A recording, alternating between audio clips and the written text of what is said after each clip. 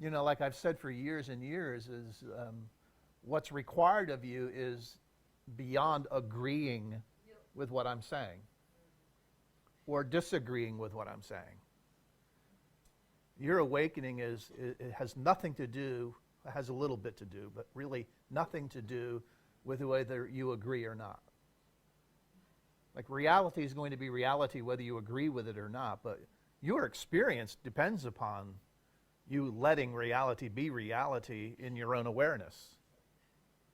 So fighting with it doesn't really help you. Complaining doesn't really help you.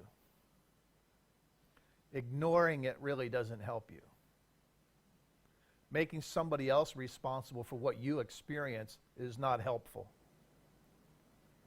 I tell you, I look at that every day because I see it every day. I hear it every day, whether I'm looking at the news, you know, or whether I'm running into people somewhere here, you know. Like I go for a walk every day. And I walk by I like to walk down that street where all the cafes are, the restaurants. And the people are sitting out there doing what they're doing, you know, smoking and drinking and eating and gossiping. And I don't even know the language, but I know what they're doing. I'm aware of their energies. And it's easy to tell, like when someone's arguing, isn't it? Yeah. Even though some people talk very passionately and they're not actually arguing, they're just having a normal conversation. So they're normally upset. No, really, I mean, it's amazing. So I see all these people and all their varieties of expressions with one another. Some of the old people holding hands as they're walking down the street. That's really nice, isn't it, to see old people who actually connected. And then you see the other ones where the lady's walking slower than the guy, so she's like following him down the street. He doesn't even care to wait up for her, you know, because there's not a lot going on there any longer.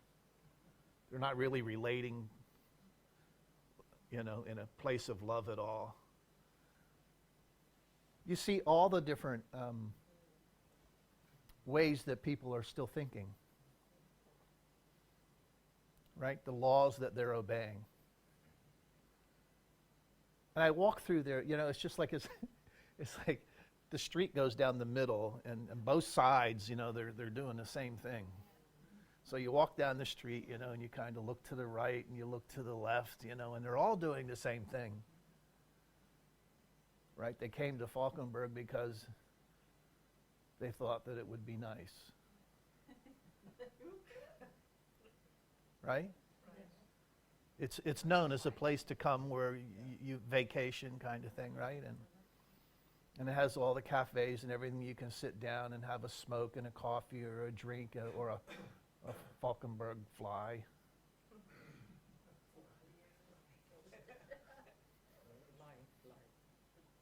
Right? So they're expecting to get happy. And then they sit there and what do? They complain to one another about whatever is going on before they got to Falkenberg.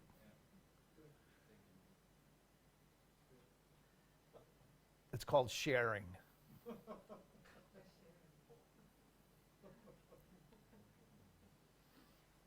So it doesn't matter what country they came from, they're all sitting there doing the same thing.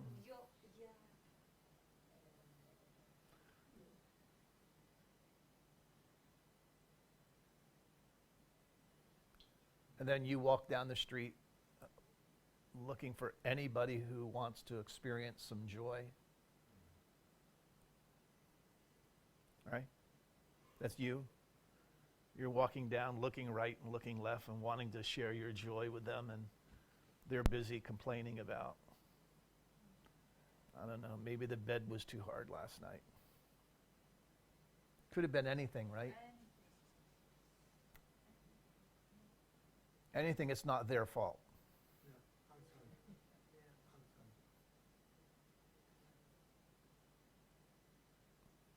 Anything that somebody else did to make them unhappy. Something. And then you'll go from one event to another, huh? You'll go from one situation to another. And you'll just sit there and talk about one, and then you'll talk about the next one, and then the one after that. And the more unhappy they get, the more they drag up to talk about. And it doesn't matter how much you eat or how much they drink, it doesn't make it go away.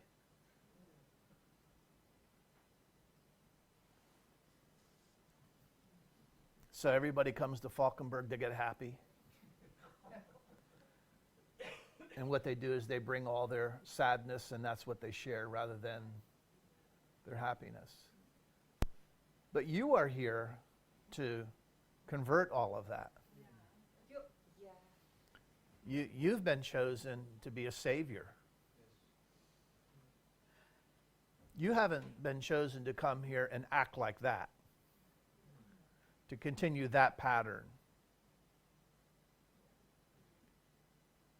You've come here to come under the influence of an awakened mind that offers you an opportunity to join with it so that all your past patterns can disappear. And your mind can be made anew, full of light and love that allows you to be in connection with your Creator. You're in a different program. And if you try to bring that old program into what's going on here, it's just like adding lemon to milk.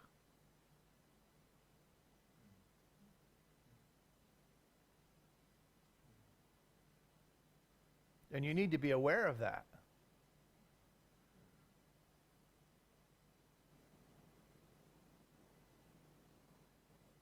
Because that's part of why you would be here. Be aware of what you are tempted in your mind that takes you away from your love of God and your recognition of God's love for you. When does God love you? Always. So when are you aware of always? There's only one moment where you can be aware of always.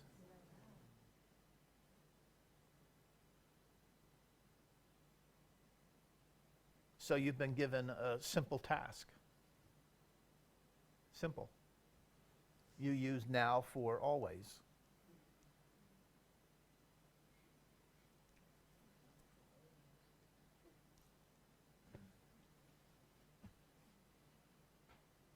Then your learning is finished and your enjoyment is to watch what always looks like. It just occurs. Because you're in a single moment. A single idea. Your life has been dedicated to always. To now.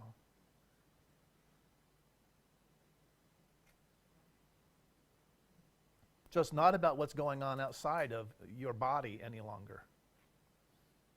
It's what's going on in your mind in that moment of always in the relationship with your Creator. So all you have to do is receive then.